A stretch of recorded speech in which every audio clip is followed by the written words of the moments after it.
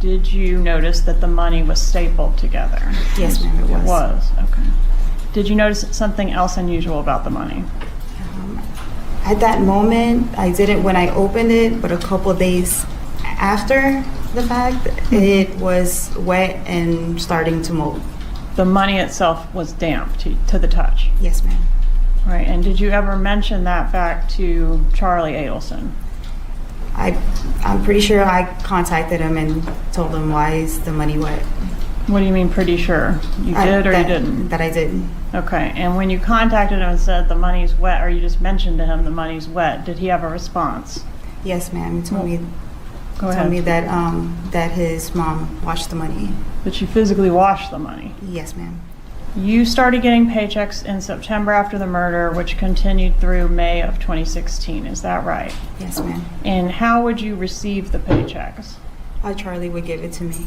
All right, and you admit that you weren't doing anything to earn that money? No, ma'am. I was Other not. than contributing to this murder? Yes, ma'am. Who signed your paychecks from the Adelson Institute? Donna Adelson. All right, Phil, going back to what Jonna just said, what's going on with that? We got money, we got signed checks. Tell us what's going on. Well, other than it being a bizarre amount of obvious hearsay coming into this trial by someone who's a convicted felon who has a motive to fabricate her testimony because she's already stated she wants to get some benefit from the prosecution, although she says nothing was promised.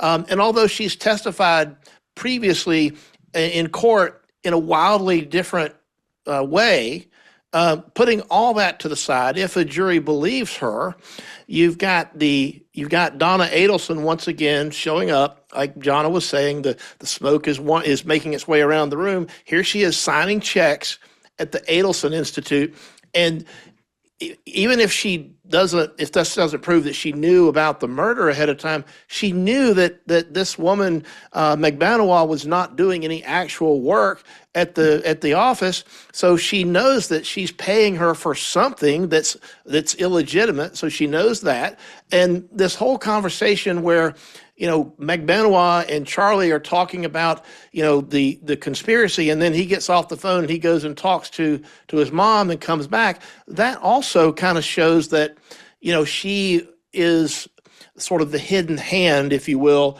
that's behind the conspiracy, and it plays into the prosecutor's theme of her being sort of the mastermind. So I think that on balance, this does move the needle forward a little bit for the prosecutor, but it all hinges on the credibility of Katherine Magbanua, which that's a very much an open question. Good point.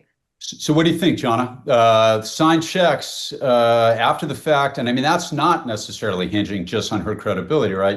They have physically the checks, signature matches, she's got control of the accounts. What do you think as far as the power of that evidence?